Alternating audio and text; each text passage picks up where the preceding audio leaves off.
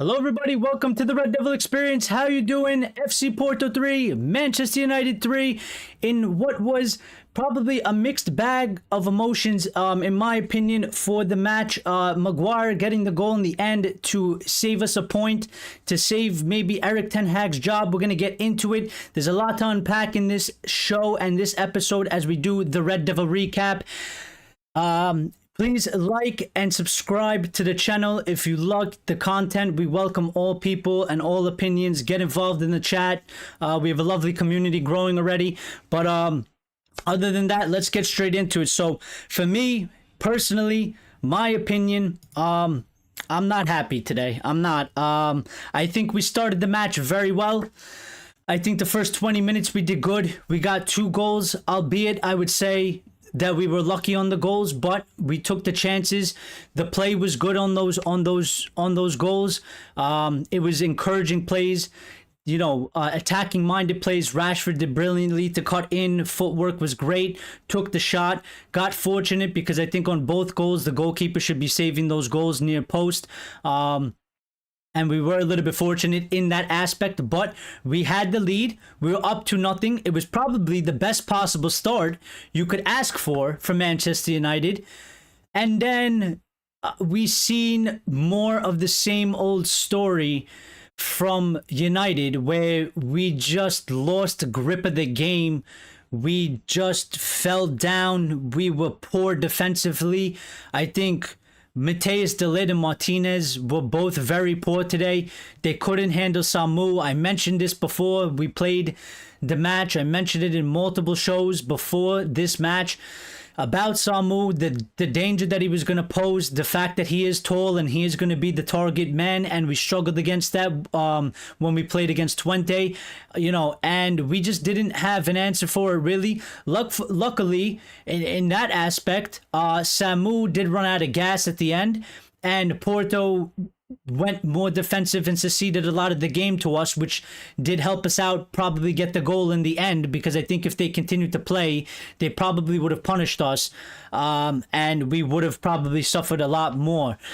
But in my opinion, from what I saw today, it's just not good enough. And listen, there's blame coming Erik Ten Hag's way because I'm not happy with some of the stuff that he did today. I'm not happy. I have critiques on him, but I think it's important because a lot of the talk's gonna be on the manager, but I think it's important that we talk about this first, and we get this through first, because there is a point and there's a message that needs to be put. And while Erik Ten Hag is most likely, I believe, still going to lose his job, I don't think it's enough, because I don't think a draw was good enough. And you can, talk about the circumstances of the red card, and we were down a man, and we still were trying to get something. I disagree. I think a lot of the players, I'm highly disappointed in a lot of the players.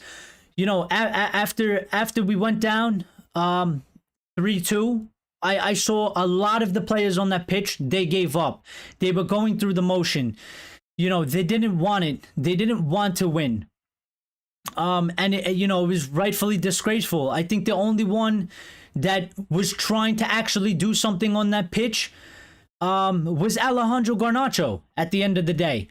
He was the only one that was trying to do something and trying to make something happen. He was the only one that had the urgency to try and make something happen. The rest of them, they were going through the motion. They didn't want to be on that pitch. They'd given up. They didn't, they weren't fighting anymore. They just wanted to get off the pitch and go home. They accepted that they lost.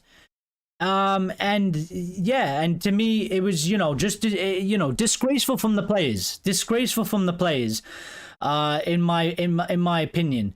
And, I think, I don't think it's enough to save him. And you know what? I haven't been Ten Hag out, but I feel pretty Ten Hag out today. I do, because from Erik Ten Hag, there's clear problems that are going on the pitch. First of all, he has his system, and he refuses to change from his system, and his system does not work. His system does not work. It doesn't work. It's not good. and I'm going to get to the chat in a second. I see you guys are in there. But in my opinion, his system does not work, and his system is not good enough. And when you see substitutions that are like for like, always like for like, and when we're down and we need a goal, and instead of, maybe going for it a little bit risky, because in my opinion, a draw is not good enough today. A draw is not good enough. You needed a win. And if you needed a win, you had to take a little bit of a risk. And I think maybe he did it at the end, trying to go to a 3-back. But the problem is, this system doesn't work.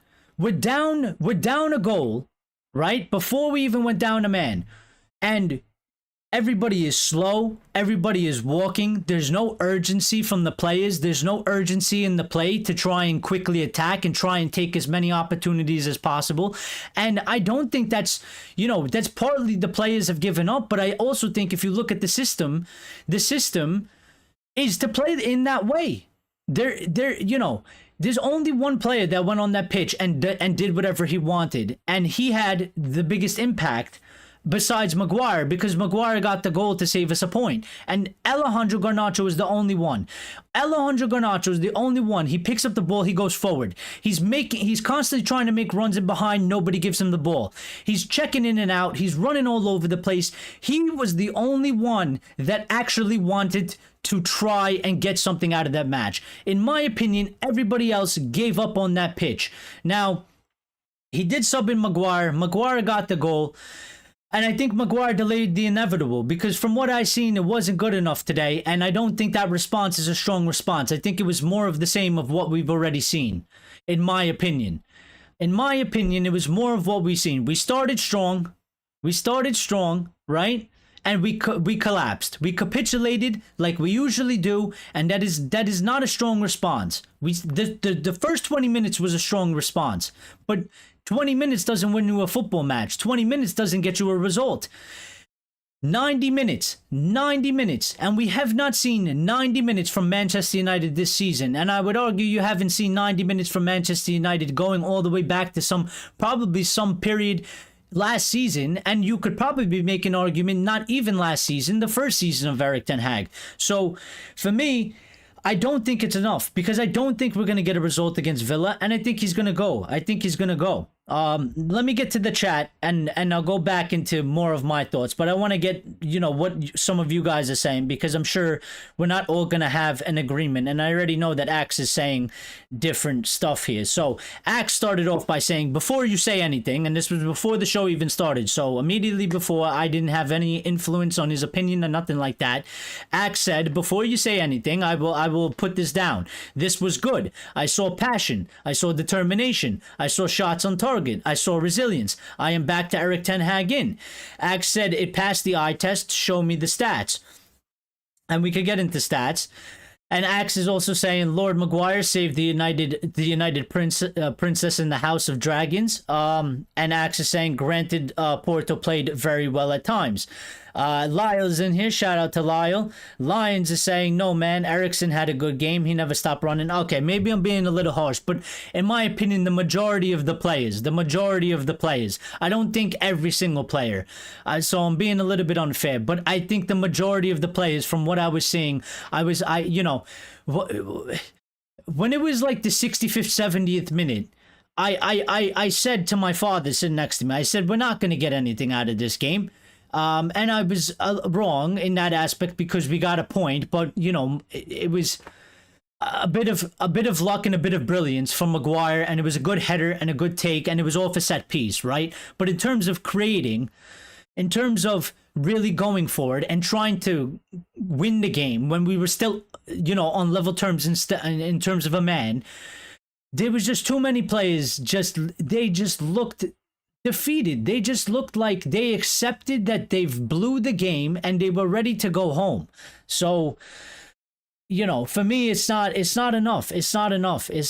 Lyle saying, since Erik Ten Hag joined the club in 2022, and they did say this stat on the TV, and I was going to mention it, so thank you, Lyle, but he said, since Erik Ten Hag joined the club in 2022, no Premier League club has conceded 3 or more goals in a match more times in all competitions than Manchester United. That's 24 times. 24 separate times. And he said, what a stat. And it is what a stat. What a horrible stat. Lyle, it is, and we have all types of stats like that, and that's why, not to shoot axe down too much, but there's stats that that can make arguments for Erik Ten Hag and Manchester United, and there's stats that can make Manchester United look like the worst team in the world, which is why I'm not too much into stats. I think stats are good to bring in, with your eye test, and a little bit of mixture is good, but. I mean, I heard that and I was just like, just another bad stat. But Lions is saying something to be proud of. Not that. Lyle's saying we have to question the concentration levels. Super frustrating, man. We would have taken a draw before the game, but 2 goals up, almost losing then draw. And he captioned it off by bullshit. And you know what?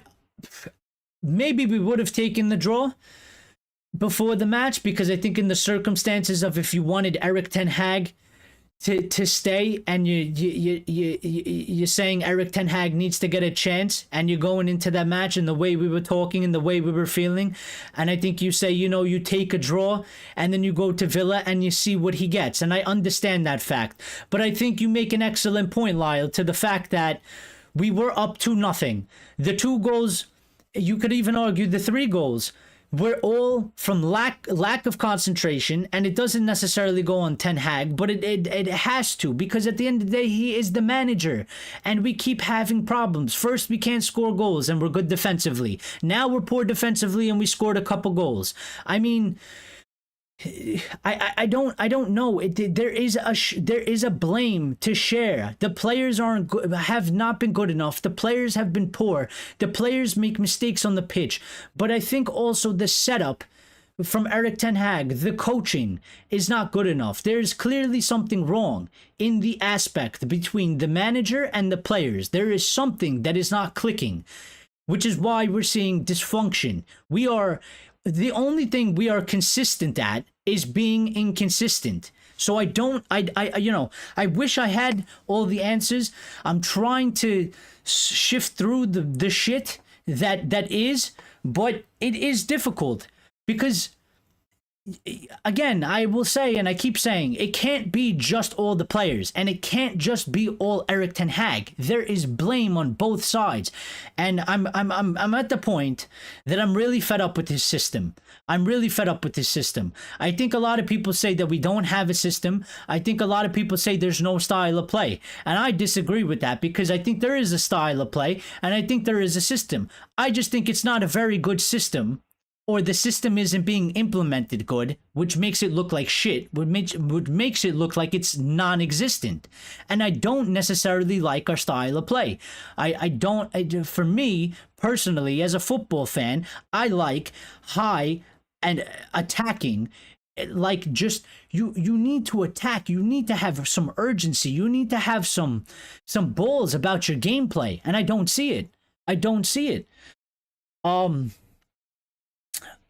Lions saying, I don't think Garner had a good game at all. He lost the ball so many times compared to Rashid. Didn't really get in the box, constantly taking the long shot. And I don't know, if he had what you would call, Lions, the best game. But in my opinion, when he came onto the pitch, and it wasn't from the 45th minute line. So, I'm not saying that he came on for Rashford. And unfortunately for Rashford, he clearly had some type of an injury or knock, because Rashford was clearly our best player in the first half. And I was ready to give him a lot of praise. I was thinking what I was going to say on the show today. And it kind of all fell apart, after we capitulated that lead, and then he obviously went off and didn't come back on for the second half. So I will talk about that in a little bit, but I agree with that sentiment, Lions, in that I think when Garnacho came on in the 45th minute, he wasn't great in that manner. But what I was really getting on is to the fact of when we're at the end of the game and there is an urgency that you still have time to tie it, and if you tie it, with 15 minutes left, you can go and win that match. You can go and get 3 points out of it. You can shift the game back into your momentum. And, you know, one of the things, and it's just an example and it's just a highlight to me, is at the end, Garnacho is on the left wing. He's wide open. There's nobody marking him. He has, if he gets the ball, he has space ahead of him that he can run for days. And he's calling for the ball. And Johnny Evans is holding the fucking ball in his feet and doesn't want to give it to him. And he's looking at Garnacho and doesn't want to give him the ball. Then he takes 10 steps forward, right? Porto shifts, somebody goes on Garnacho, he gives the ball to Garnacho, and it's like, what do you want Garnacho to do now? Because now he's lost the space ahead of him, now he has a man on him, now Porto has shifted the defense over to his side, so Garnacho passes it backwards. But Garnacho was trying to do everything he could individually because I think he felt the same way I did, that his teammates didn't want it enough. The rest of the team, for the majority, didn't want it enough. They weren't trying to really get something out of it. This guy was taking shots, getting blocked, trying to dribble, trying to take on people, trying to make something happen. Diallo wasn't doing that. Diallo was passing the ball backwards every time he got it. Anthony came on for Diallo, I think was a downgrade. As much as Diallo, I think, could have done more. You know, Rasmus Højlund had to come off. Now, I don't know if he took him off because of fitness, but if he didn't, if it wasn't a fitness thing, I think that was a downgrade because I think Rasmus played very good, and I think Rasmus showed the difference between him and Xerxes and why it's important to have Rasmus in. So, you know, Axe is saying they could have scored at the end of the first half, and many times they were down. For me, the strength of the defense has to develop. It failed today, but hopefully this was a lesson. Well, I am one of the people that I said yesterday I would start De Ligt and Martinez, and I said that De Ligt and Martinez has to be our best centre-back pairing. But after today and after last match, I don't know anymore. I don't know anymore because the defensive display from both of them today was an absolute disaster. And I said this last time, I don't know what's happened to my butcher, but he is a damn butter knife. He has no teeth to him. I don't know what's happened to him. He's become soft, and De Ligt is been all over the place, miskicking the ball, making mistakes, not picking up his man, losing his target, losing his man, not being able to clear the ball. I mean, the defensive mistakes today were atrocious, and it is the reason why Porto was able to score 3. Because I don't think they should have scored 3. And they can make the same argument for us in terms of that, you know, their goalkeeper made 2 mistakes and they don't think that we should have scored, you know, 2 goals. And that's football at the end of the day. But when you go 2-0 up, you're in a game that you must win. For yourselves, for the club, for the manager, whoever it is, for the fans. But you must win because of the situation we're in. And you ship 3 goals in that manner.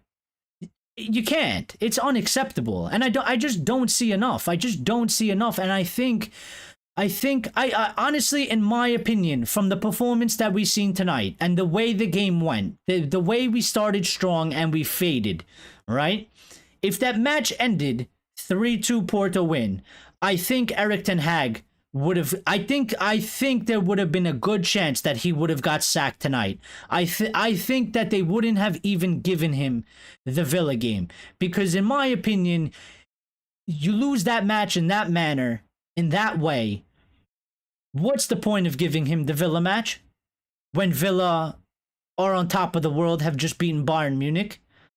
I don't see what the reasoning would be for them to keep him on. Now, he's gotten the draw. He's gotten a point, which isn't the best result because we only have 2 points in the Europa League table and we still have to go play Villa. So his job is definitely still on the line. And there's still a definite possibility. And I think he needs to get a result. Now, if he gets a draw against Villa, he may survive. INEOS may just take it because of the circumstances. I don't think the fans are going to accept it. I think the fans are going to be increasingly calling for his sacking. And it's not going to necessarily help us in the league position, just like you know, this doesn't necessarily help us in the Europa League position, albeit 1 point may be able to help us in the long run. But we really needed the 3 points tonight. Ray saying we are a mess, don't know who to blame, players more than Erik Ten Hag. And that's kind of how I feel, Ray, because I don't know who to really blame. And that's why I'm kind of just throwing the blame on everybody. There's blame to be spread around. There's blame for the players. There's blame for Ten Hag. Because it cannot just be just the players. And it cannot just be Erik Ten Hag. It cannot. It cannot. We're going to do the player ratings as well in a little bit. I think there's a little bit more to unpack it. We got 11 people watching. If you guys can smash the like button for me, I greatly appreciate it. It helps out the channel. And, you know, and get involved in the chat. Get involved in the chat. We want to hear from you, other United fans. You know, if you're not a regular on the show, you're always welcome. No one's going to get shot down. So get involved. Get involved, definitely. I lost my place in the chat because I scrolled down too far. So, where did we go? I missed Grace's comments. I missed Grace's comments in the beginning. Delo been told to invert next to Casemiro for build-up and then join the attack, which leaves Casemiro on his own, then having to defend left back with no help from Rashford. Too much is being asked of Delo. I think it's just leaving us exposed all over the pitch. I think there's too many holes, Grace. There's too many holes in the setup. And this is what I'm trying to say. While the players, in my opinion, a lot of them succeeded defeat, and I think, you know, I didn't see enough from them. I didn't see enough drive, and I think, you know, some of them did continue trying to get something out of it, and I think I would have liked to see maybe a little bit more intensity. Maybe that's it. Maybe that's why I'm saying that I feel like they gave up, because at moments we were very, very slow. We were playing like we were up 3-2 and not down 3-2. So maybe I'm confusing that, but that's just how it looked and felt to me at that time. There was a couple players, I think Eriksen, he never gave up, he never stopped.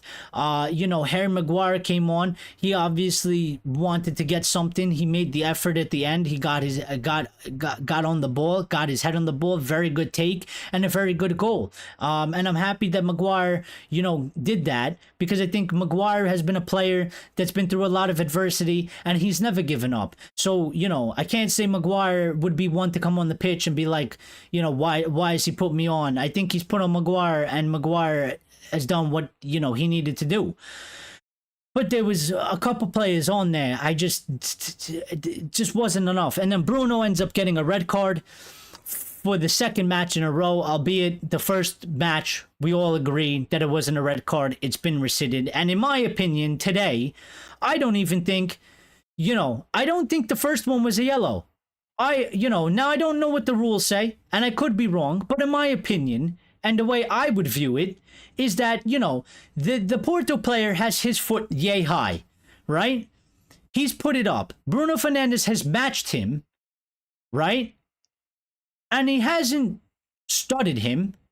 So I don't understand why it's a yellow card. I think it's a 50-50 ball. The ball is up in the air. What is Bruno supposed to do? Watch him?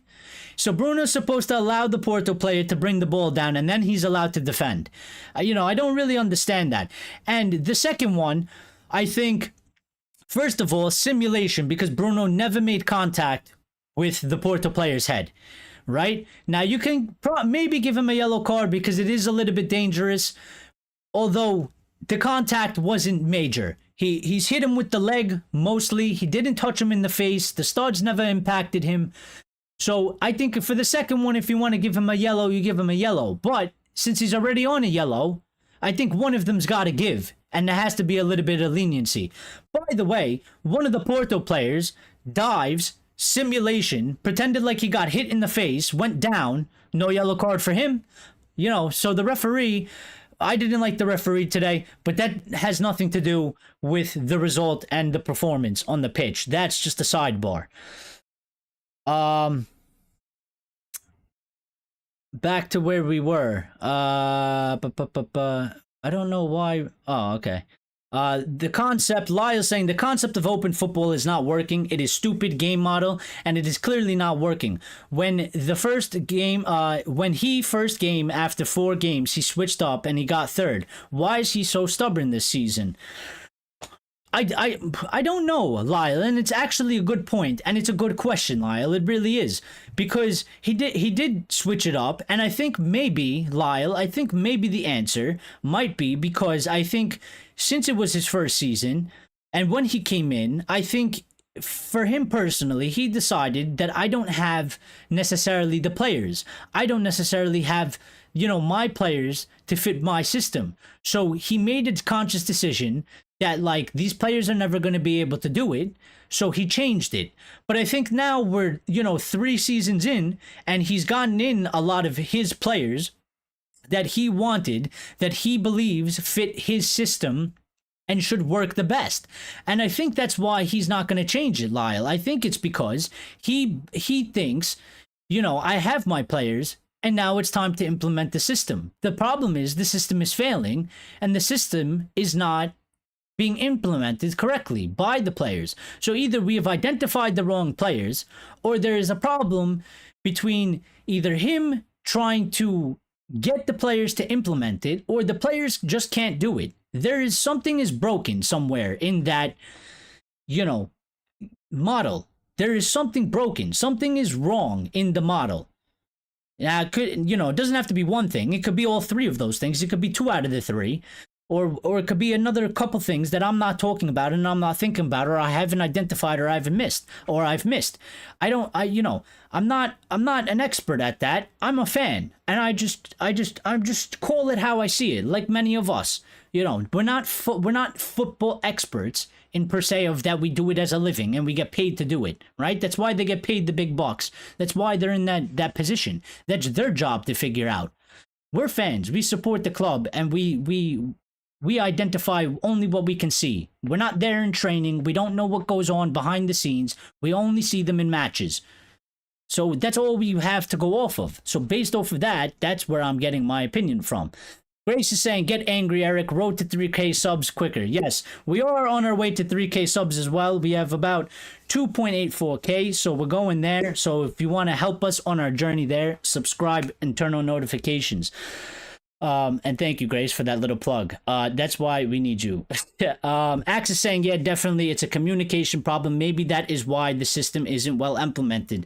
And I think Axe, when we come to that conclusion, as much as I wanted him to succeed, as much as I wanted him to, as much as I believed in him, Axe, in that aspect, it's not going to change. We know this man. He's stubborn. And I mentioned it before, me and my father were having this discussion today while the match was going on.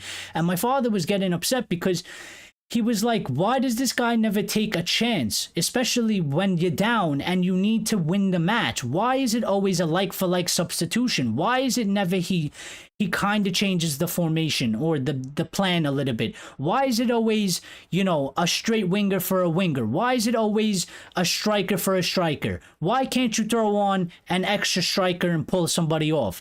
And my answer to that was because he wants to play the system. He refuses to change the system. The reason why, in my opinion, why it's always a like-for-like substitution is because he doesn't want to change the substitution. He changes the personnel in the system thinking that maybe the players will go and do something different inside of the system. But if the system isn't good enough and the team isn't glued to the system, if the team isn't taking on the system, then changing the players inside the system isn't going to make the change that you need on the pitch at that moment. And he's been criticized for his game management. And maybe this is why some of the Ten Hag outers have been Ten Hag outers for quite a while, because maybe they seen it before a lot of us. Maybe a lot of us were missing that. Maybe a lot of us were clouded by other things and other problems when they were looking at that directly. So it is a possibility. It is. But I'm seeing it now. So I'm calling it out now. Axe is saying you don't see the system. Eric, haven't you seen the first 2 goals? I see the system, Axe. I said I think there's the system. I just don't think that the system works very well. That's all it is. I think a lot of people say that we don't have a system. I disagree, and I think they say we don't have a style of play or a game plan, and I disagree because I think that's actually outlandish. And as much as I'm giving him crap, I think it's very disrespectful to say that about a manager in professional football. Um, you know, I I just don't think it's very good. I just don't think it works very well. I don't think it's very effective. I think that is the problem.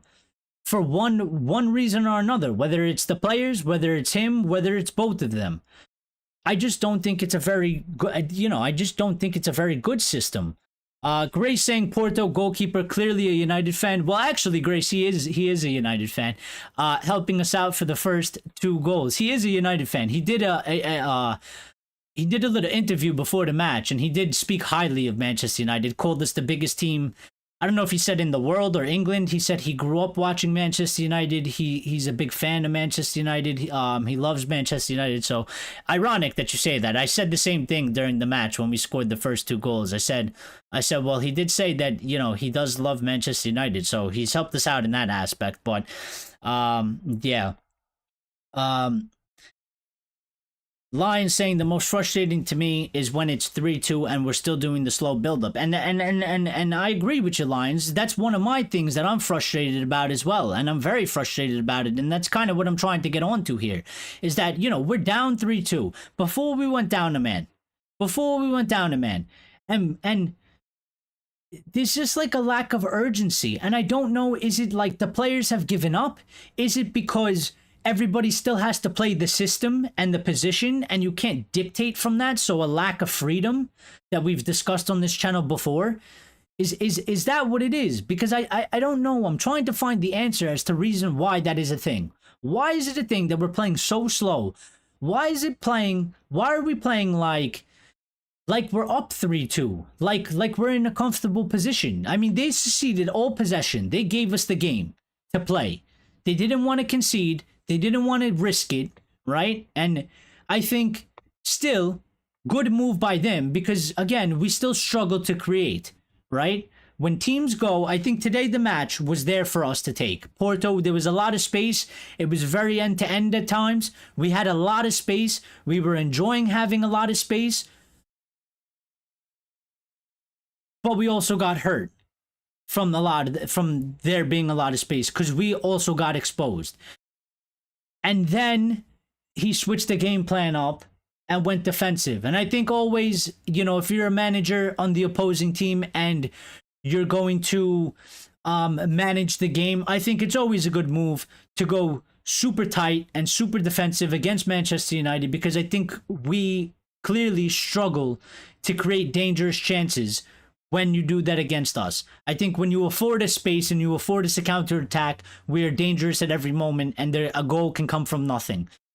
But when you go tight and you hold your defensive shape and you're strong defensively, we struggle in that aspect. So I think it's a good move from him. But yeah, I agree with that, Lines. And that's one of the things that has frustrated me. And that's why I'm not happy. I'm not happy with the draw. I'm not happy that Maguire, got the goal. I'm not, because I wanted to win. I wanted 3 points. And the way we started, it was like they gave us hope. And then they were like, haha, tricked you. Like, we had you in the first half. We tricked you. You thought we were going to come out and, this was going to be it. We thought, you thought that we were going to stand up today and show you, we have the manager's back. We're here. We're fighting for him. But we tricked you. Because to me, the first 20 minutes, brilliant. Maguire getting the goal, good for him. And it saves us a point. But everything else in between that, same old story, same old United. And not good enough. Just not good enough. It's just not good enough. And I just don't see it. Now, if he pulls off a miracle against Villa, and, maybe we have a different story. But again, I don't think he's going to get the result. I don't think so. Now, if he gets a draw against Villa, it might be enough to take him into the next performance. And then depending on the next performance, there's an international break as well. So, we'll have to see what happens after that.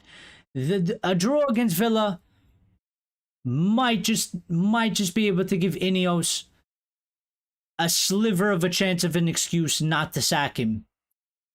Might just give him a chance. But I think if he loses that match, I think Monday morning we'll be getting news that he has been sacked. So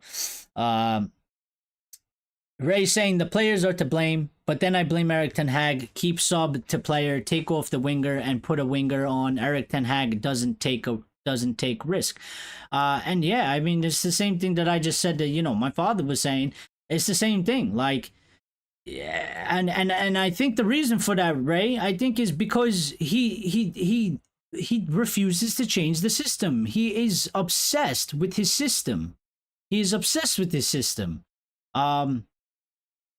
And that's why you see like-to-like player. I mean, up until the end where he did sub one, I mean, and he still, listen, he still subbed off the two center-backs to play to put on two other center-backs. I thought maybe, he was going to take off somebody, but I mean, he did go into a 3-back to try and go for it, but it was at the very end, after a bunch of the other subs.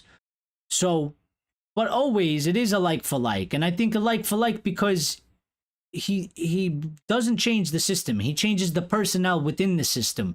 He doesn't think it's the system. He thinks it's the players that are doing the role in the system. And if you change the role, right? If you change the player, then you might get a different result. But if the system isn't good enough, or the system isn't effective enough, no matter what you change in the personnel inside of the system still isn't good enough. So therefore, it won't work. It won't be successful. And I know many of you, and I know people don't like this, and they whatever, you want to banter, whatever. But I think it's a good comparison.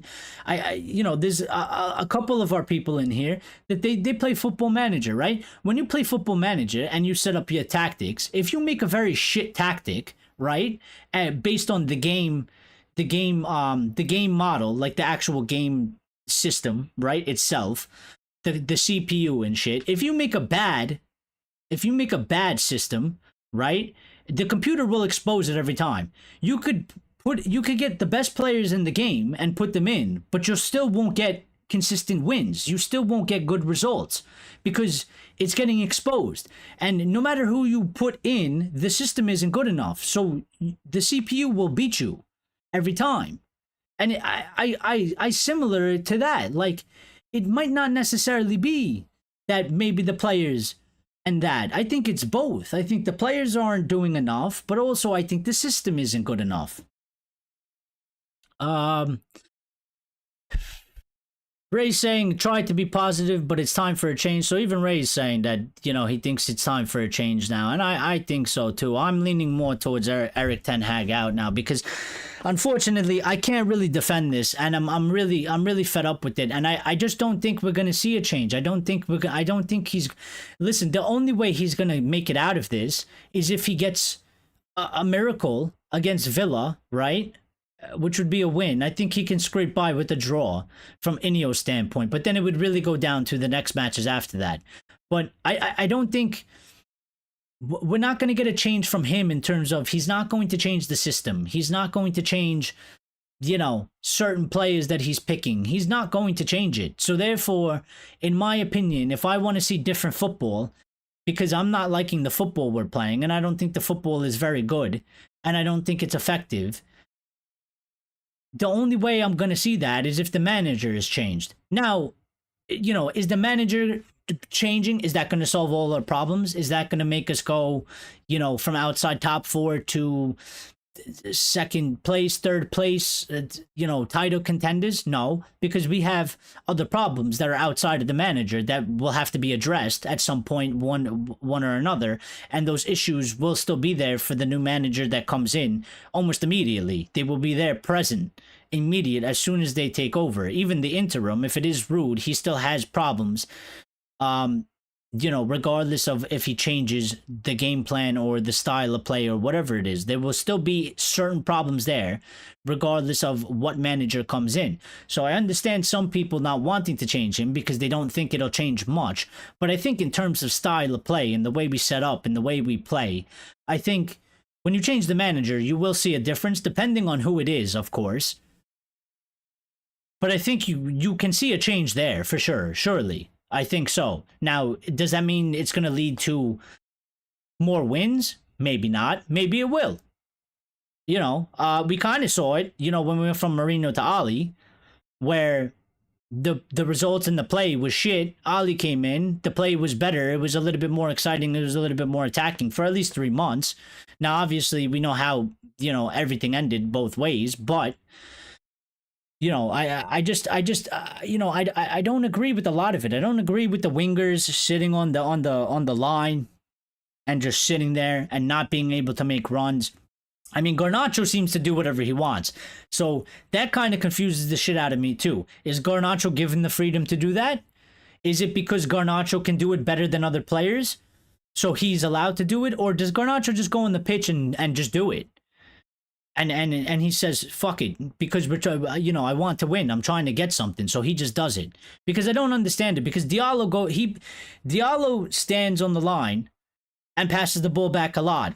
Marcus does like a mixture of it, where he stands on the line, passes the ball backwards sometimes, but then he does, make his drive that he does. And that's how he scored the first goal, and he was dangerous off of that in the first half.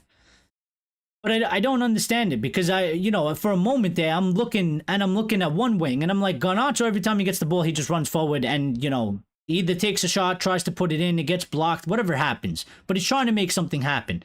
I'm like, Diallo's on the other side and he gets the ball and he's passing it back immediately. He doesn't try to really take the defender on. Maybe he tried it once or twice, but not as much. So I don't understand. Is that a tactic thing? Is that coming individually from the player? Is Garnacho allowed to do it and Diallo's not allowed to do it? Is that more of just Garnacho has the confidence to do it? Is Garnacho just, does he not care about the tactical instructions and he's just trying to make something happen? I don't really have the answer for that, but I do see the difference. I do see that there is something, there is a difference. For whatever reason there is. I don't know, but there is. There is a difference.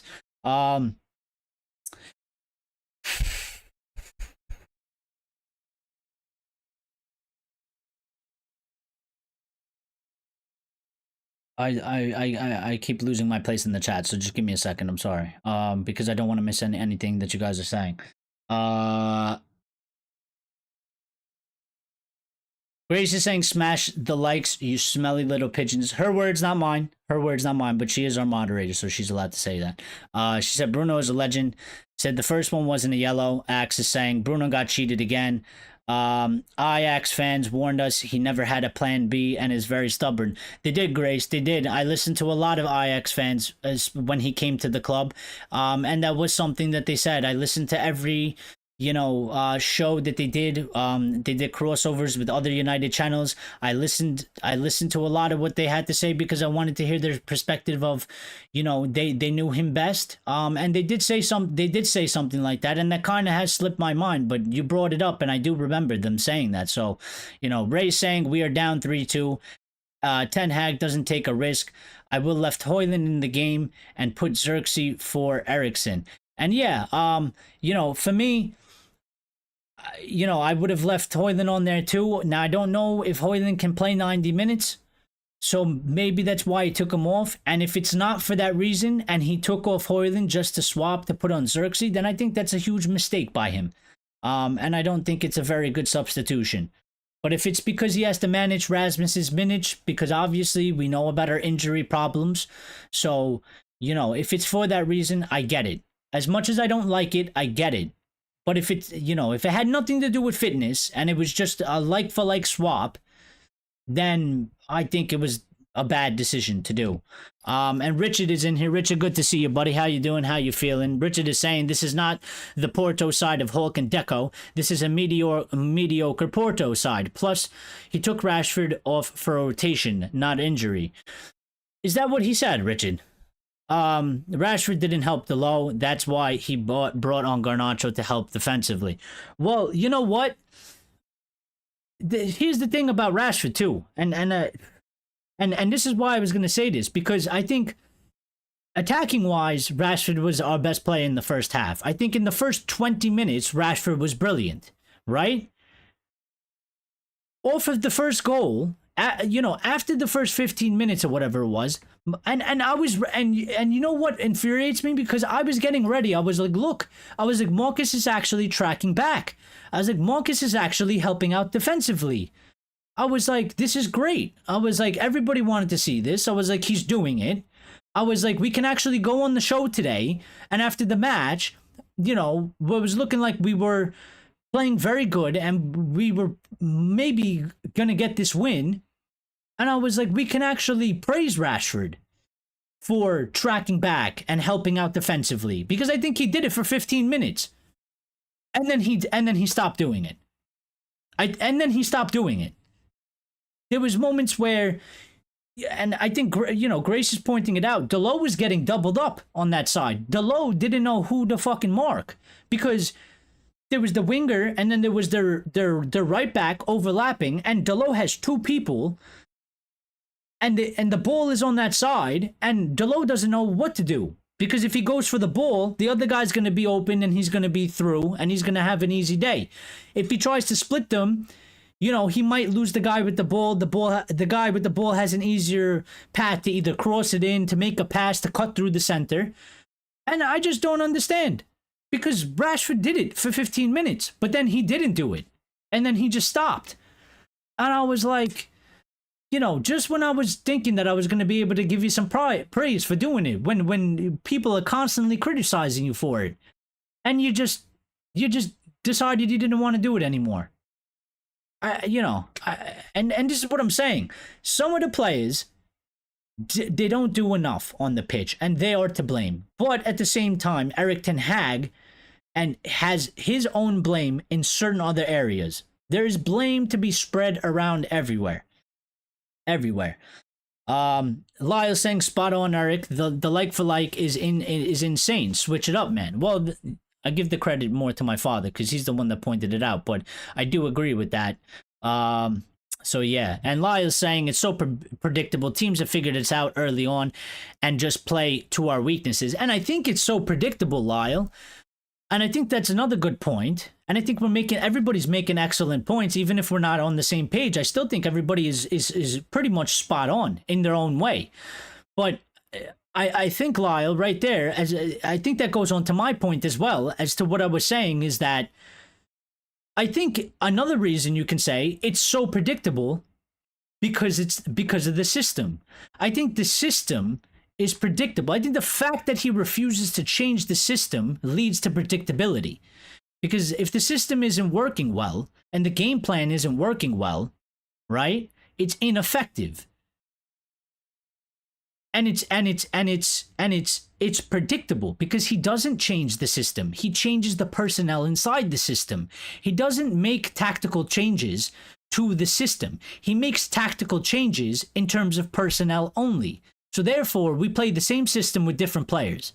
And you would argue, if we have a starting 11 and some of those players you would say are the best in terms of they're always going to start because they are the best out of the people that we have available, and we are not doing good enough on the pitch in that system with those players, you're going to put on players that are lesser than the starting 11. And that's why I think a lot of times we don't see substitutes have great impact, because the system's not changing. We're just putting in players that are not as good as some of the players that are starting, and they're playing in the same system.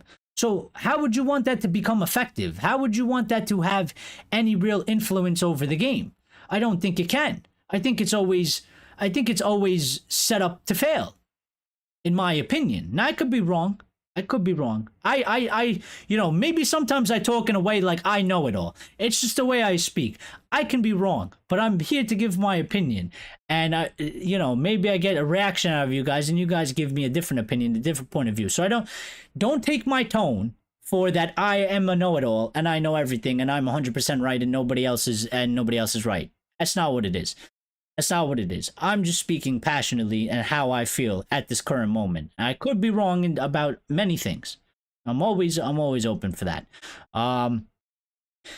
Ray saying the players play like robots. Maybe they're not allowed to run the line and no freedom. And we said that, Ray. And I think, please again, because I don't actually remember, but it was either Lyle or Axe. One of them said it about the freedom, and I saw it in the Tottenham match when we were playing, and I never really thought of it before one of you said that. But then I saw it with my eyes while the thought was in my head, and I think it's really clear and evident that the players are restricted to a system that is clearly not working. Now, whether you can make the system work or not is a different argument. But for right now, the facts are the system is not working. The system is not being effective. So what do you do as a manager?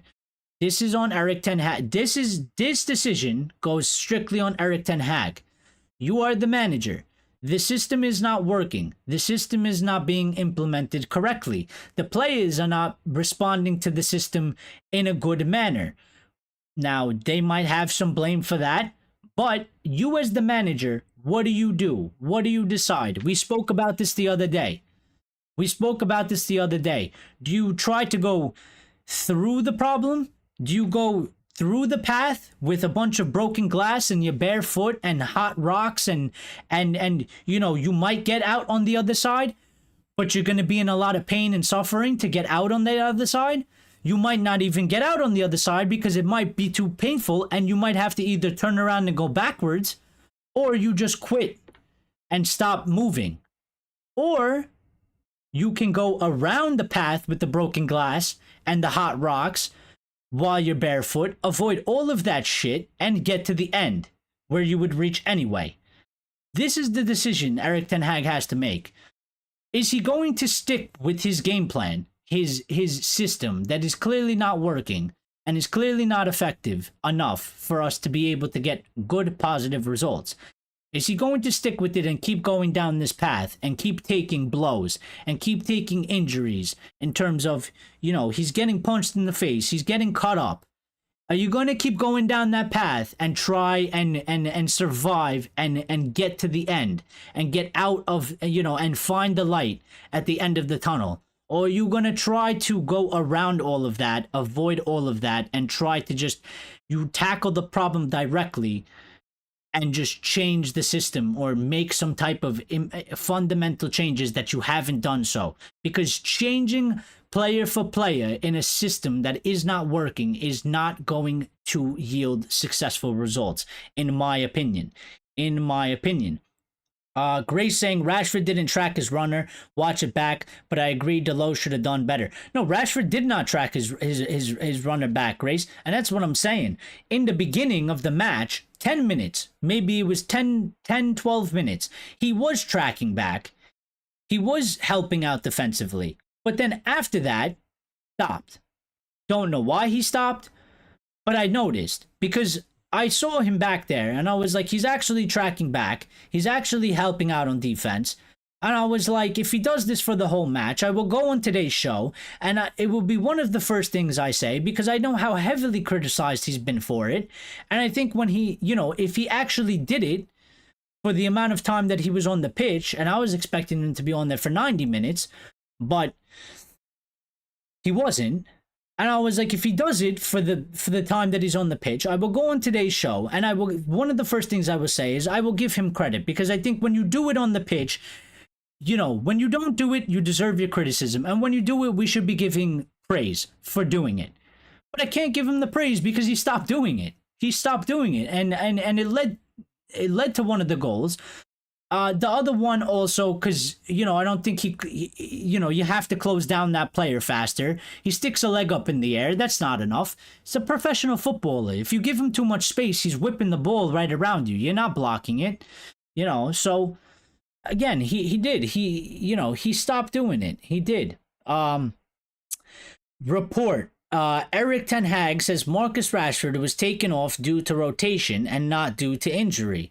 So Richard was right. I mean, that's fucking ridiculous. That's ridiculous. Listen, as much as maybe, you know, and maybe it was because he wasn't tracking back. Maybe it was because he wasn't tracking back. But at the same time, he was our most dangerous player going forward. So, to me, that's still an insane decision. I mean, you can't just tell Marcus, track fucking back or I'm yanking you off. You pulled them off. Now maybe they had an argument. You know, maybe there was an argument in the dressing room. You know, and maybe that's why he pulled them off. Obviously, he's not going to tell us that, but maybe there was a fight over it. You know, maybe he called them out for it. Maybe Rashford didn't respond in a good manner, and Ten Hag decided, fuck you, I'm pulling you off. So we don't know what's gone on there, but I think for me, that's insane. I think it would make more sense if there was a disagreement and a fight inside of the dressing room between him and Rashford to not bring him out, but to just yank him off when he was our most threatening attacking player in the first half because he wasn't tracking back, and you can't just tell him to track fucking back or I'm yanking you off and give him the opportunity to do it. And you're going to put on Garnacho while Diallo was on the right side doing fucking nothing. I think that's insane. I think that's absolutely insane. So I don't know what's gone on there exactly, but he said that it's due to rotation. Well, I think that's bullshit. And I think it's bullshit because I know Erik does say a lot of things are bullshit. And that's why I'm kind of leaning to there must have been maybe a bust up. There must have been some type of an argument, disagreement, whatever. Maybe Rashford responded in a way that was disrespectful, whatever it was. I think something's gone on in the dressing room at halftime because to take him off to say due to rotation is absolutely insane and mental. And not due to an injury. Those are his exact words. Then that is mental. And he has lost the fucking plot. He has lost the plot. Due to rotation, you took off Rashford. Now, maybe he doesn't want to say it's because he wasn't tracking back. Maybe he doesn't want to say because, you know, something's happened in the dressing room. So he's going to say it's due to rotation. Makes him look bad. Makes him look stupid. But at the end of the day, he is the manager. And if he wants to accept getting the heat and the blame, and he wants the bad press from it, and he'd rather go down that route, then I guess I can salute him for that. But we don't know what's actually happened. So maybe we'll find out. Maybe we won't. But, you know, that's insane. That's insane. If it was just, if none of that happened, and it's solely down to the fact of due to rotation, and wasn't an injury, I think that's insane. That's insane to me that you would do something like that. It was rotational decision considering for the next game. For the next game, you were almost not here for the next game. I mean, that's insane. That's insane. You tied 2-2, and Rashford has been our best attacking player, and you take him off for rotation for the Villa match. For a match that, in my opinion, if it wasn't for Harry Maguire, you wouldn't even have made it to see that match. Because I think he would have got sacked. Because INEOS are looking for a response, right? Now, I think maybe they got a little bit of a response, and it depends how they want to look at it. They could look at it as, well, we got the draw, we went down 10 men, you know, and we ended up getting a goal at the end, and we got a point out of it. So they could look at it half glass full, half glass empty. And that's kind of what the draw and what Maguire's goal has done at this situation. But we finished that match 3-2 with a loss. There is no looking at that glass, you know, half full. It's fucking empty. So that's crazy to me. That's crazy to me. And we're going to do the player ratings. We are going to do the player ratings. Give players more freedom, not only Bruno. I mean, yeah. But I think, you know, even with Bruno, I think there was also a weird thing. Because I think Bruno in the beginning, and again, you could probably say this for a couple players on that pitch. I think 20 minutes into the match, I think Bruno was playing decently good. You know, he was dropping a lot more deeper. He was getting onto the ball a little bit more. He wasn't always just, you know, lost up front.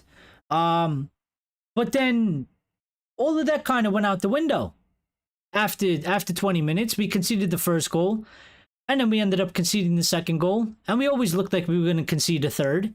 And then we did concede the third, and then after the third, it was dismal for me.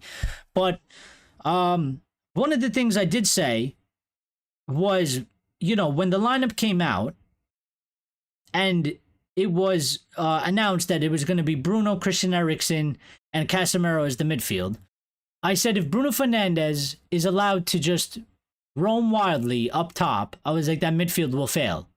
And I think we got a little bit of both. I think 20 minutes in, it looked a little structured and it looked a little good in terms of that he was dropping a little bit deeper. But then after that, I didn't really see him picking up the ball in the back over there anymore. And I think it kind of reverted back to what we've been seeing. So, yeah, Rashford was having a blinder today. I mean, especially in the first 15 minutes. I mean, the move for him to score the goal was brilliant. It was excellent footwork. He was really confident in that aspect. Now, you could say what you want about him in his defensive aspect, but going forward, he was really brilliant. He was giving the Porto defenders, he was threatening to them. They were scared. They were scared. They were afraid. They were playing afraid against him, and he was confident in what he was doing going forward.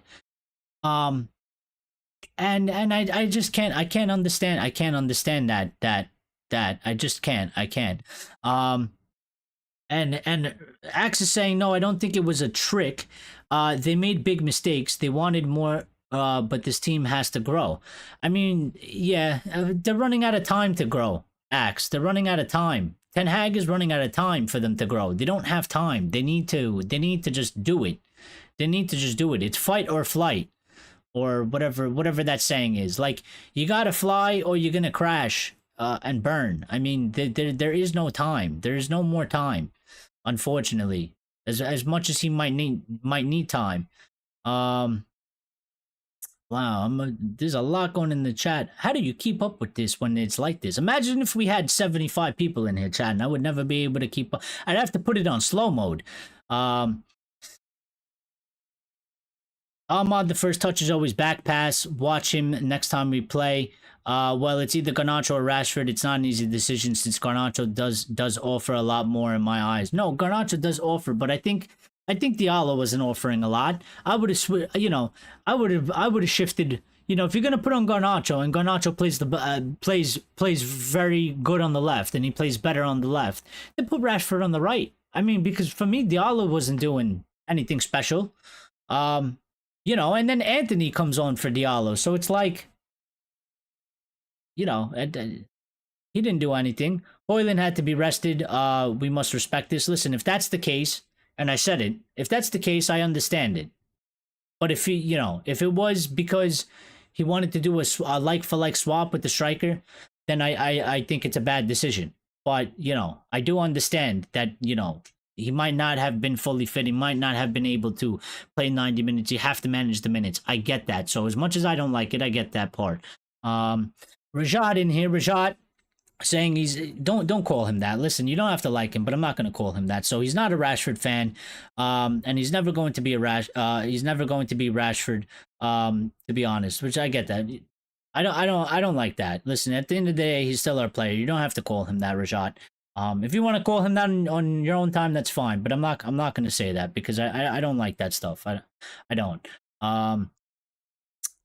He easing Højlund after he was injured, and that's what's the most logical thing, and I think that's the logical answer. But we just don't know. So yeah. You are Man United's exorcism coach, to be honest, bro. I mean, get me and Richard in. They sacked Ten Hag. Me and Richard, we're going in. We're going in. Manager and assistant manager. I'll let Richard pick whichever one he wants to be, right? And we'll have them. We'll have them playing something that maybe we could be proud of and maybe that we could be excited about. So If anybody's got any connections to INEOS or United, let them know that me and Richard are available. We have our applications ready to go.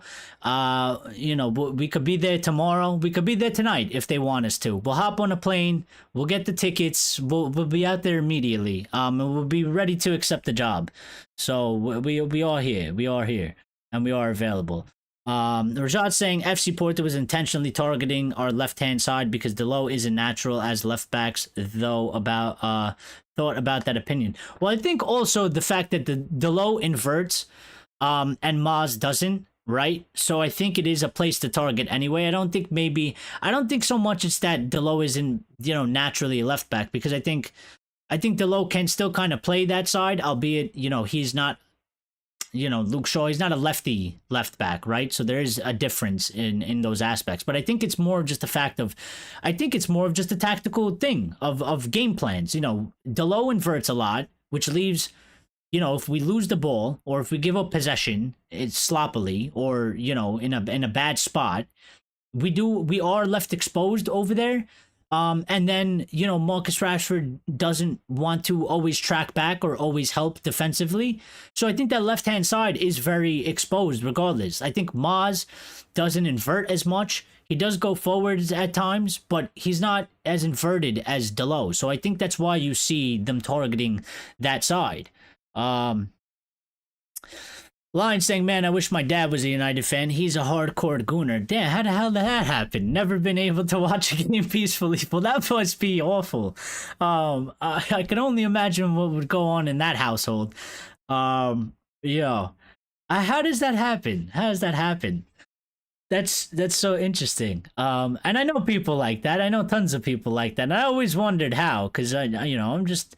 my father propped me up on the couch when I was like 4 months old, and it was always United, and it was always going to be United, for me. So, I don't know, but yeah, it's always interesting, Richard saying all decent managers, even in the championship, can make tactical changes during the game, and I think, I think Ten Hag is smart enough to be able to do it. I think he's too stubborn to do it.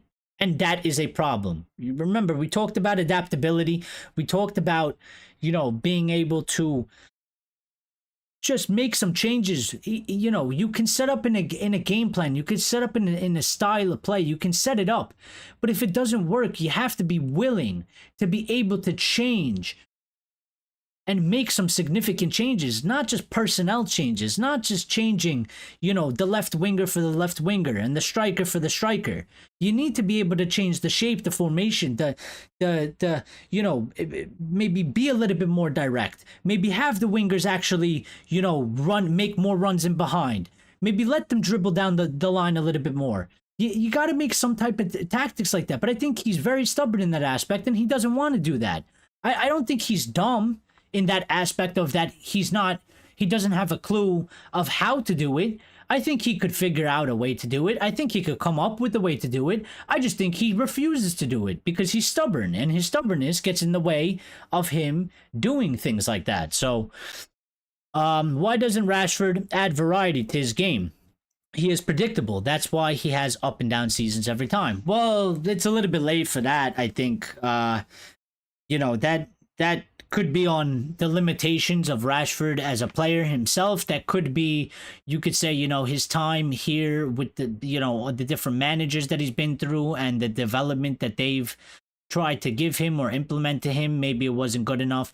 But he is, I think, to add variety to Rashford now at the age he is, I don't think you're ever going to get it. I think he's pretty set in his way. I think, if you wanted to add variety, you would have had to done it, kind of like Garnacho at his age, maybe even Diallo. Like, if you want to add variety, I think you would have had to do it around that age. I think Marcus is, I think he's past that point. I don't think you're ever gonna get a variety.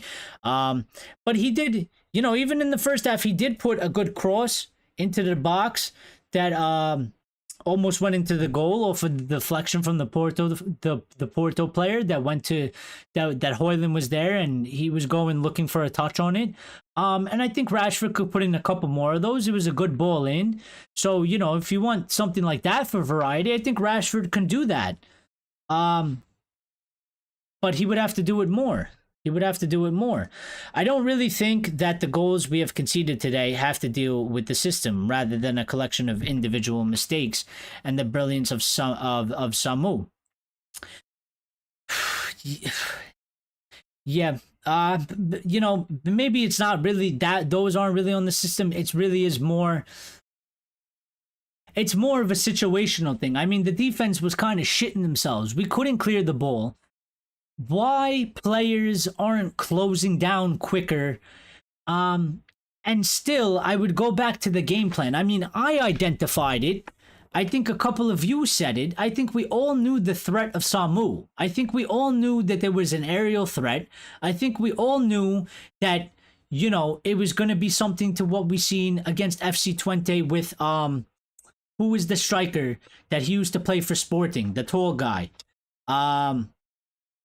I forgot his name, but Wolfswinkel.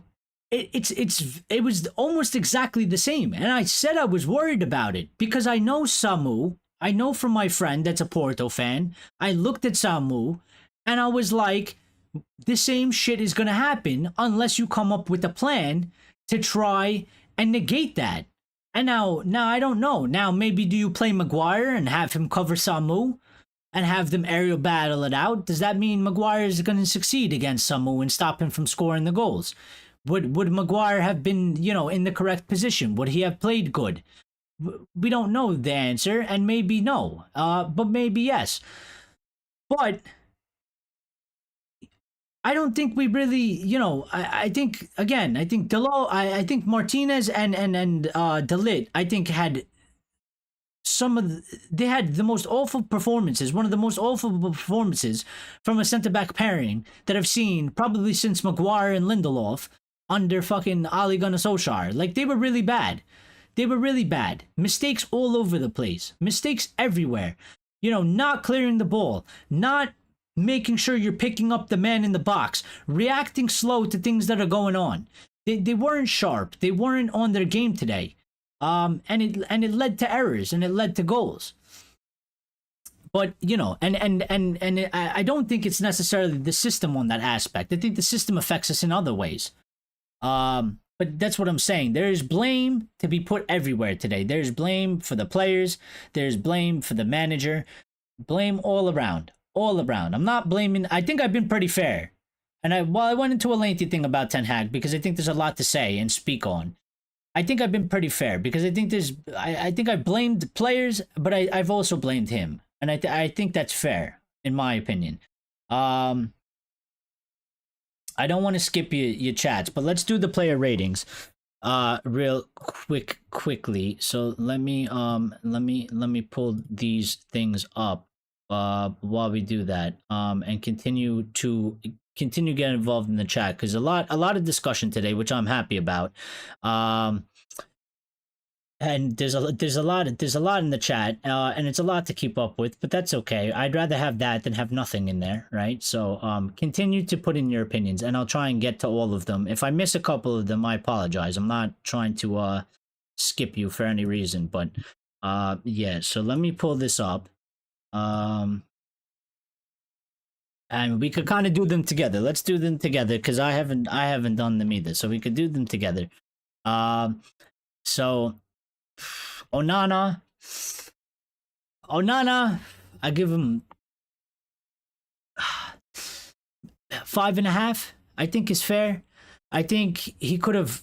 I think he did well in an aspect to stop the first goal, but the parry went into a place that you don't want to push the ball. But I blame Martinez for that goal because he didn't. And, you know, you got to anticipate that the goalie is going to make the save, and therefore you have to be in front of your mark, and he wasn't. So for me, that's more of Martinez's fault than it is Onana. But I think, you know, quick reflexes, it was a good save, but you never want to really push the ball into that area. You want to push the ball out more to the side. The second goal, I think he could have and should have done better on it because it was directly at him, even though he didn't really have the help of, um, Delit, because Samu is like literally in the 6 yard box and he puts a head on it. And it is a strong header, so it is strong, but it is directly at him. And I think, his hands are there and he should be able to get a touch on it. I think, and I don't want to do this comparison because I hate it because it's in the past and there's nothing you could really do about it. But I think if you have De Gea, I think De Gea at least saves the second one, I think. In my opinion, I think De Gea gets a hand onto that, pushes it up over the top of the goal. So, and then he did have one or two saves, or three, in the second half, especially, that stopped us from going down even further. So I think, I'm trying to be a little bit fair to him. 5.5. I don't think he was awful. But we did concede 3, and I think he could have done better or a little bit better on one or two of the goals. But you guys might disagree with me on that. The goalkeeper for me is always the hardest one because it's like my least favorite position and it's like my least known position. I never like cared too much about the goalkeeper. I never like got excited about goalkeeping position. So it's like the least one that I know. It's the one that I know the least about. So it's hard for me to like really give an accurate of like I know exactly what I expect from the goalkeeper. I really know like the outfield positions. Goalkeeper was never a position that really ever interested. I never wanted to play goalkeeper. I always thought it was a boring position. I never understood why people wanted to play goalkeeper. I never got it. So yeah, it's just a position that doesn't interest me too much, but I try to analyze it to the best of my ability. I think Maz, I think there was periods where he was good. Going forward, I don't think he was bad. I don't think he was bad defensively either. I would probably give him a 6. I think he was average. I might be missing in my head. I don't think he was at fault for any of the goals. And I don't think he was like awful I don't think he was bad defensively, and I think he did all right trying to go forward with the ball. He had some very good dribbles through the center. So yeah, unless I'm forgetting something, and that's what I have you guys there for, because you might remember something that I'm forgetting. So for me today, Delit, I want to give him like a 3 or a 4. I think he was bad. He was bad. Just too many mistakes. Lisandro Martinez, I would say the same. A 3. I think they shared the same score for me today. I think that they were both really poor. Too many mistakes. Too many poor decisions. Sloppy. Out of position. Just weren't on the game. They were really bad as a unit, as they were bad individually. And again, I said it in the beginning, and I'll say it again. I don't know what's happened to Lisandro Martinez. I don't know what's happened. He's gone from being a butcher to a damn butter knife. I don't know why. He seems half the player that he was. Like, I don't. Where's the strength? Where's the grit? Where's the determination? Where's the, he was always on point. He was always like super composed and super focused. Rarely ever made a mistake in a game, and it's like the complete opposite now. So I don't know what's going on with him, but and these are big plays for Erik Ten Hag as well. It doesn't help Erik Ten Hag that De Ligt is his guy. He obviously wanted De Ligt for specific reasons. Obviously his former player Lisandro Martinez has been very good for him. Not up, in the past seasons, but obviously, one of Ten Hag's ex-players and somebody that he relies on and respects a lot, and they're letting him down. So, it's not just like not his players. His players are letting him down too. And they're not getting the job done. So it's very, very bad. Delo, what are we giving Delo? Delo, I it's hard. I think Delo would probably give him a 5. Um, 5-5, and I mean, there was a moment in the back. I think it was he was part of that defensive unit that there was a moment where he didn't clear the ball good, but I don't want to give him, I think people out there are giving him a much worse score, and I don't think he actually deserves that, because I think, like we've spoken, Rashford wasn't helping him defensively, and he's being exposed on that side by the right back and the winger of Porto, and he's basically a 2-on-1 every time. So I don't know exactly, what he's supposed to do by himself, trying to cover two people. I think it's always going to be difficult, and I always think he's going to be a little bit exposed. But he definitely had some individual mistakes. I might give him even a 4. I think was he at fault for the third goal, because it did come from his side as well. So yeah, maybe. Casemiro,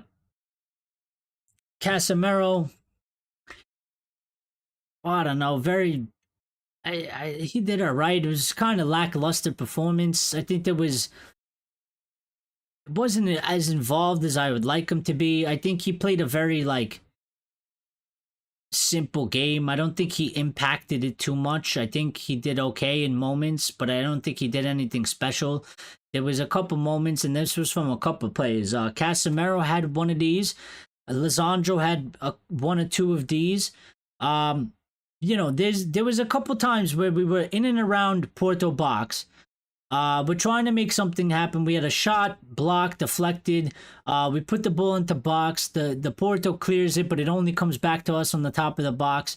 And for whatever reason, they decide to just have some wild shot or wild go when there's literally a player in front of them, and they could just bring it down and make the pass forward and try and go into the box directly. So those things frustrated me, and I don't understand them. But yeah, I don't know. I'd probably give him a 5, a 4. I don't think he was great. I think Eriksen, I give him a 5. As much as he played pretty good in terms of that, he never stopped. And he had some very good passes. Listen, the first half he was good. In the second half, I think it's hard to judge, because it's just the whole team goes down, and then all the players are affected. So it's but I think a lot of the performances were very lackluster in the second half. I think the first 20 minutes we were excellent. I think the rest of the game, it was very mundane. It was very just average. And for me, if you play average, you play below average, in my opinion. So I don't know. Bruno, I'll probably give him a 4, to be honest, not because he got sent off, but that might play a factor into it. But I think he also started well, and then he kind of faded as well. He started taking wild shots at the end before he got sent off, which I don't think helps. I don't think you should be doing that shit. And I don't think the first one was a yellow, so I don't think he should have ever got sent off, even if the second one was a yellow. But again, I would still kind of blame him slightly, because you are on a yellow, and you shouldn't even put yourself really in a position. I think it was stupid to do that, even though I don't think that it was, but you're on a yellow, Bruno. You shouldn't be flying up in the air doing some wild shit like that, because the referee might deem it a yellow card like he did, and you are on a yellow. So I think for that, you got a 4 today. You got a 4. I think other people, United fans, have given him a much harsher score, or a much worse score. Diallo, for me, I'm giving him a 4 as well. I don't think Diallo did very good. I don't think he did a lot to impact the game. He frustrated me, and I like Diallo. I think Diallo's good, and I think Diallo, when he shows confidence, when Diallo does what Diallo things, trying to take on the man and trying to make something happen and maybe putting a ball into the box and being more direct and being more confident and putting pressure on the defenders. I think Diallo plays very good, but I think Diallo today just didn't do enough of that. I think there was too many times in the match where he received the ball and just stopped immediately, was never going to take it forward, was never going to take on the man, and passed it back immediately. And that's why it kind of confuses me, because is that a tactical thing? Is that a tactical thing? Because if it's a tactical thing, it don't even really make sense to me, because, is Maz expected to make the run forward, and that's why Diallo stays there, and then on the left side it's different, so therefore, like, players like Garnacho and Rashford are allowed to run because the Dalot is inverted? Or is that just down to the individual player? Or maybe it's a little bit of both, but, I want to see Diallo doing a little bit more. I just don't think he really did anything today, and he didn't really have a good impact. For Marcus Rashford getting subbed off, I would have subbed off Diallo, and I would have put Rashford on the right if you wanted to play Garnacho on the left. Marcus, I want to give him up. I would give him a 6, but I think the fact that he gave up tracking back and that he left the low exposed, I can't give him a 6. So I give him a 5 or a 5.5, because again, I think Marcus, and he only played 45 minutes, so we can only judge him for 45 minutes. But I think Marcus, attacking wise, I think played very well today. I think he was the most threatening player we had on the pitch. I think he was our best player in the first half, attacking wise. But I'm disappointed with the fact of his tracking back and helping out defensively. And I think it led to at least 1 or 2 goals in the first 1 or 2 goals that they scored. At least one, for sure. You might have arguments for one of them, but at least one of them for sure. So I think in that aspect, we try to judge on a complete game. I think you did brilliant, Marcus, attacking wise. I could have gave you a 6, a 6.5 even so. Maybe even a 7 if we just look at you just attacking. But if we're taking into your defensive actions and you're, helping out defensively, and what you're doing for the team and the shape and all that stuff, I think defensively you just stopped. I think you did it for 15 minutes and it was very good and I was proud and I was happy, but you just stopped doing it. And I think it led to one of the goals. So I can't give you a 6, unfortunately. Rasmus, for me, I'll give him a 6. I'll give him a 6. He scored a goal first game back. I think in the beginning of the match, especially, he was threatening. He showed speed. He showed the difference between him and Xerxes. So I think that's important. And not that anything on Xerxes. We just said that there is obviously a clear difference between their gameplay and what they offer when they're playing in the striker role. I think he faded a little bit, but that's more on the team thing because the team kind of faded. I think we lacked a little bit of creativity as well.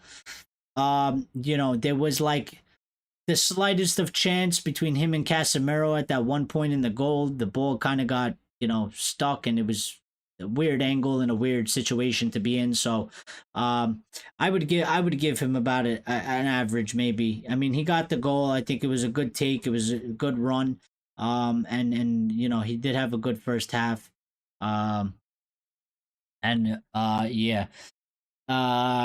Garnacho, for me, I will give him.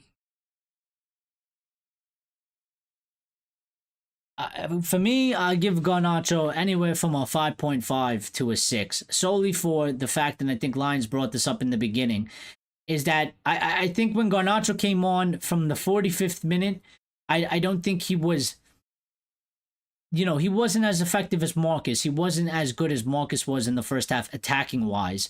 I think he did support a little bit more better on defense. But I give him that score, and you know what? I feel like giving him a 6 because again, I mentioned it in the beginning of the show, and I think it's true. I think at a certain point, he really did seem like the only one that was trying to really do something, or was really trying to get something out. He was the only one that was moving with urgency. He was the only one that seemed like, there was like a little bit of, I don't want to call it panic, but it was like he just wanted to make something happen. There was an urgency for him to try and make something happen, whether it was an assist, a goal himself. And sure, maybe a couple of the opportunities he took, they were forced. But I think I understood that, because I was looking at a lot of the other players on the pitch, and I'm like, I think I said the words. I said, fuck it, just take it yourself, Garnacho. Because I was like, the other guys don't want it. I was like, they don't want it.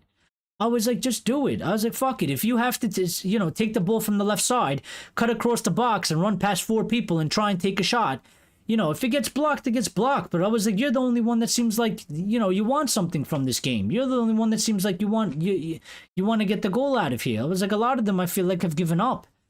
So I give that to him. Xerxes was on for 20 minutes. I don't like judging players for 20 minutes. I don't think he did much. I don't think he really had an impact, substitute-wise. We could give him a 5.5. Anthony, I give him a 5. Didn't do anything. Evans, I'll give a 6. And Maguire is going to get, a 6.5. Obviously, he scored the tying goal, so I guess if you want to take that into consideration, I don't think it's like, it's a match that I thought, when we went 2-0 up, I thought we could win it. I thought it was a match that we could win, and we needed the 3 points and we didn't get it, but we got a point out of it. So, Erik Ten Hag. I give Ten Hag a 4. I don't think that the team selection was necessarily wrong. I don't think certain aspects of the game plan was wrong, but I just don't agree with the management of it. I don't agree that, I just don't think, there's certain aspects that it clearly wasn't working. And he doesn't change it. He doesn't change the system. He tries to do this change of personnel. And he took Marcus Rashford off for rotation, which doesn't make sense, according to him. So, I just don't think the changes didn't help necessarily, except for Maguire. Maguire got the goal, right? So, and I guess man of the match is probably gonna have to go to Harry Maguire for at least getting the equalizer. And he wasn't on the, he wasn't at fault for any of the goals. He wasn't on the pitch for that time. So I guess Mags can have it today. If it wasn't for Mags, I probably would have given it to Garnacho just for the effort that I feel like he put in. But yeah, and I'm sure you guys are probably disagreeing with me a lot in there. So, Grace is saying Erik Ten Hag is Lord Voldemort. Guys, pause the chat. Allow Erik to catch up. Nah, it's okay. You guys can keep chatting. I'll run through them. Rashford on the right, please. No, he will go back to he will go back to Belfast. Damn, my autocorrect. No. Okay, apologies. I'm sorry. Take it back. Dream team, I will be the assistant. You can take that shit. All right. Well, me and Richard are going in. I will be the manager. I'm gonna have to come up with a game model. And Richard will be my assistant. So you're gonna see us on the touchline. So let's get at it. Let's get to work, Richard. We're gonna have to do it. We're gonna have to get it going. Grace is saying me and Richard are gonna get us relegated. I think we're gonna get relegated now, Grace. I don't think me and Richard could do much worse of a job. I think we'll go there. We'll kick some ass. We got nothing to lose. Well, what did they do? Sack us after a match? So be it. But at least we could go there. Probably talk some shit to the players, put them in their place, the ones that need it, and maybe come up with a good attacking game plan, something, that we would be excited to see, and you know, the fans can respect and be happy about. And probably get a couple good positive results along the way. I think we could do it. Casemiro was a ghost. Yeah, that's what I'm saying. Like, I don't think Cass was like necessarily bad, but I just felt like Cass wasn't so impactful in the game. So like it's a little tricky for me because I don't know how to really judge that. Like, you didn't have an impact, but I don't think like I don't think you were like negatively bad in terms of that. I just don't think you were like involved enough in certain periods of the match. My dad lived for a long time in London before he got with my mom. Yeah, but then how did you? Yeah, but then how did you become a United fan and not an Arsenal fan? That's what I want to know. How will they learn to implement the system if he keeps changing the system? But Axe, he's not changing the system.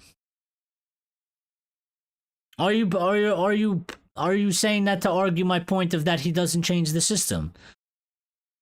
I mean, I get that point, Axe. But does he have the time, and can he afford for them to go through this period of you know, learning the system? I feel like it's just it's just a lack of time, right? I mean, and sometimes you don't get the time, unfortunately. You know, sometimes you always need more time. In a lot of different aspects in life, and sometimes you just don't get it. And that's the unfortunate thing. But I don't, you know, listen, you know, maybe you're right, and maybe he sticks with it because they need to learn it. But I think he's out of time, Max. I think he's out of time, unfortunately. I don't think he has time for them to go through these trials and tribulations with this system. Especially because the results aren't helping him.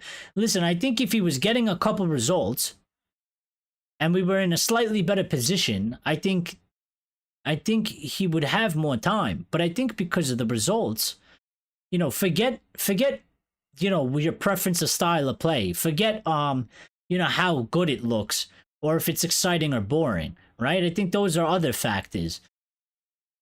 But solely just on the results, the fact that he's not really getting them, it's putting him in a position where he doesn't have time for them to figure out and learn how to play the system and play it effectively. He doesn't have time because it's not working, and more work needs to be put into it. And obviously they need to learn it more, but he doesn't have time because he's not getting the results. And sooner rather than later, he's going to end up getting sacked with the way shit's going because they're not learning fast enough, and they're not, you know, they're not performing in it fast enough and well enough, and therefore he will eventually run out of time. Unless he could get results.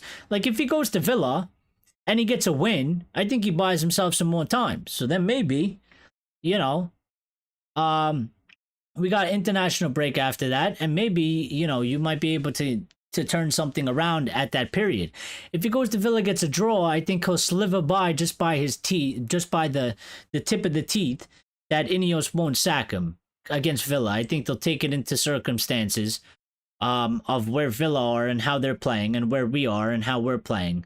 And I think they won't sack him based off of that. I think the fans will want him sacked, and I think a majority of people will want him sacked, but I don't think INEOS will sack him if he draws. Away from home at Villa, where Villa are compared to us, I think INEOS will take into account, and I don't think they'll sack him. So if he gets a draw or he wins, I think he'll still be here. I think if he loses, I think we will still be in a position that, you know, points-wise on the table is very, very bad. And it makes it increasingly hard to try and give him the next game. Because if you go into the next match and you lose that, the position is even worse. So, yeah. There is a South African comedian influencer who is a massive United fan, but his son is a Liverpool fan, and his son is a kid, so he had to buy him a couple of Liverpool shirts. Talk about bad luck. I mean, no, my son would never be allowed. Would never be allowed. Listen, my son could have all the freedom he wants. He could do whatever he wants. You're never allowed. You would never be. I would disown you before I let you be a Liverpool fan. Absolutely not. Absolutely not. Absolutely not. No way. I let you do whatever you want. Choose to be a Liverpool fan? Absolutely not. Erik, you can give me a 0. It is 12 o'clock here, and I've drank 12 pints of Guinness, and so I'm going to bed. All right, Richard. Yeah, we've been on for a while, and we're gonna end the show very, very soon in a couple minutes. Just want to read back through the through the chat I missed. So you guys were giving Onana, you gave a 6. We're all in agreement then. Yeah, so 6. So okay.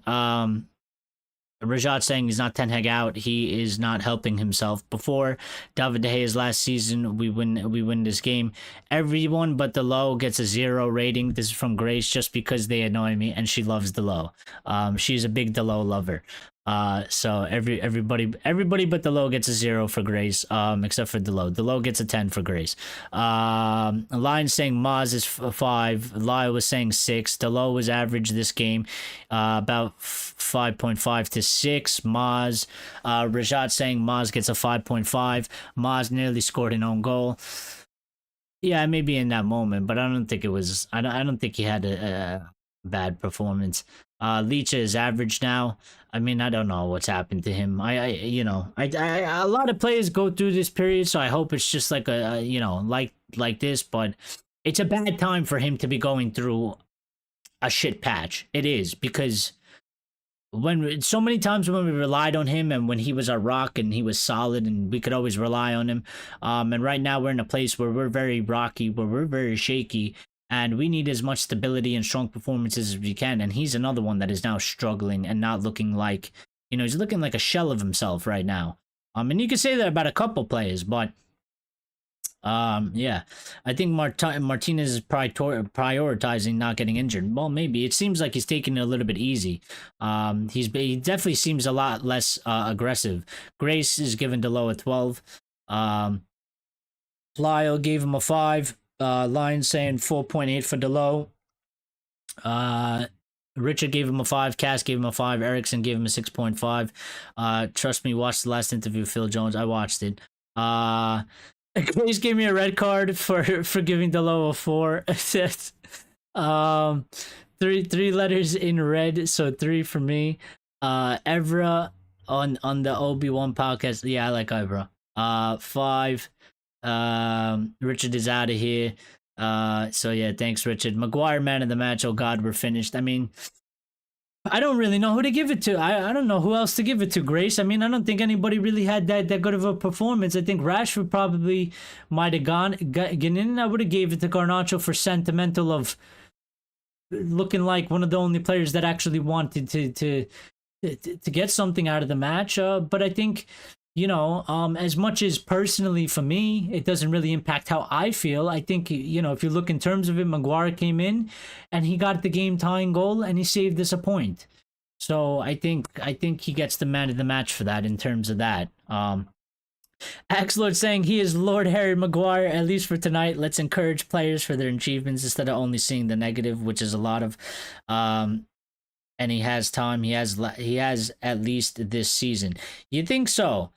Because I think the way things are going, Axe, I don't think he has. I think he's running out of time. I think he's almost ran out of time, to be honest.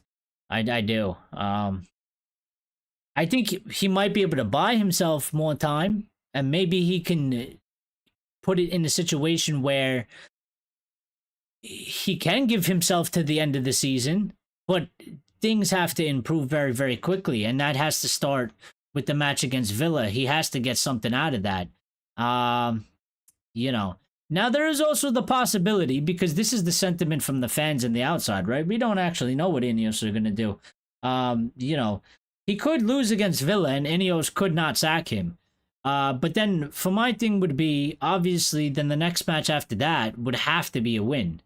It cannot be anything else. And if it's not a win, then I would expect the sack. So, you know, he's in the position where right now he doesn't have time. Like, he needs to get the results. If he gets results, like if he gets a result against Villa and he gets a result in the next match, then he can help himself with a little bit more time, and then, you know, maybe he can implement that. Scottish side of the family are United and coincidentally Aberdeen fans. There you go. Diogo usually very good. I think Diogo started very good today. And again, I don't want to completely blame him, but because he was left exposed, so it wasn't that full. Maybe I was a little bit harsh on him. Maybe I should have gave him a 5. I gave him a 4. I just think he was at times there was parts of the problems with similar problems to him to Martinez and Delit where they just didn't defend. They just didn't do the best defensive actions. And then I can't remember, but if somebody wants to remind me, what happened on the third goal that came from his side? Was he at fault for that? Because all I know is that the ball came from that side, and I don't remember seeing Delo, and I just remember the Porto player being able to put the ball into the box. So,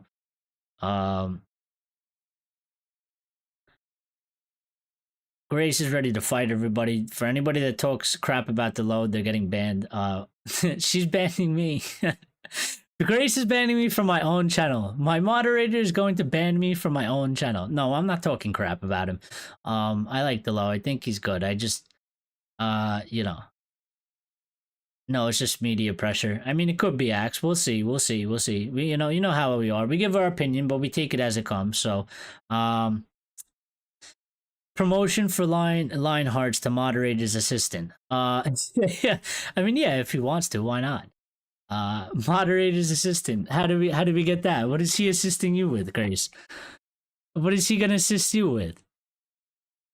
I wish you could make that. Play the low left back and try Rashford as fake left wing back. Oh god. Fake left wing back for a shot. No, Delo is great fullback. Love his mentality. No, I think Delo is I think he's a good person. I think he's a good player. I think he has a good mentality.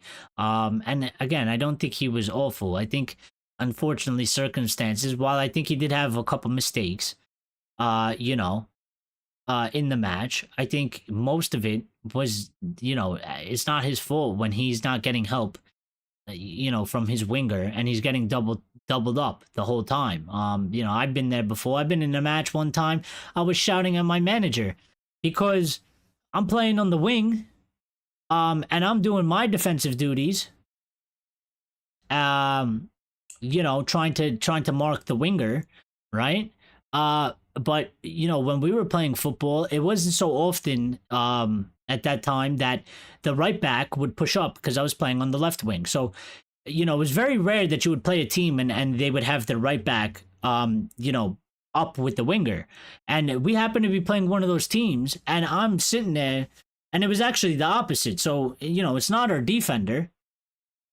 It was I was the one that was exposed because I'm worried, and I'm trying to mark both, and I can't mark both.